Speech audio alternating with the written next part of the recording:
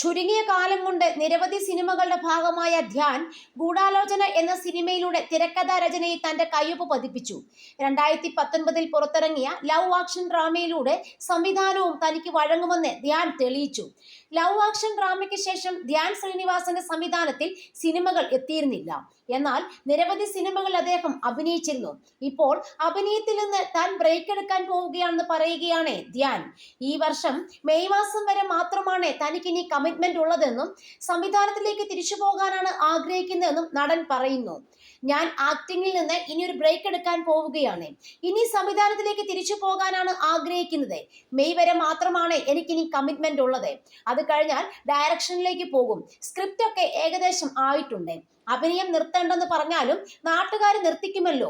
അതിനു മുമ്പേ നമ്മൾ നിർത്തുന്നത് തന്നെയല്ലേ നല്ലത്. ഏട്ടൻ എന്നോട് പറഞ്ഞ ഒരു കാര്യമുണ്ട്. ആളുകളുടെ ഇടയിൽ ലൈക്കബിലിറ്റി കിട്ടാനാണ് പ്രയാസം. നല്ല സിനിമ ചെയ്താൽ ആളുകൾ അതിനെ സപ്പോർട്ട് ചെയ്യും, ഇഷ്ടപ്പെടും. അവസാനം ചെയ്ത 5 സിനിമകൾ പൊട്ടിയാലും ഒരു നല്ല സിനിമ വന്നാൽ ഇവിടുത്തെ ആളുകൾ അതിനെ സപ്പോർട്ട് ചെയ്യും. അത്രയേ ഉള്ളൂ. എന്തായാലും കുറച്ചു കാലത്തേക്ക് ഞാൻ അഭിനയം നിർത്താൻ പോവുകയാണ്. ക്ലോസ് സർക്കിളിലുള്ള കുറച്ച് കമ്മിറ്റ്മെന്റുകൾ ഒഴിച്ചു കഴിഞ്ഞാൽ ഞാൻ വേറെ പ്രോജക്റ്റ് ഒന്നും ചെയ്യുന്നില്ലെന്നും ധ്യാൻ ശ്രീനിവാസൻ പറയുന്നു.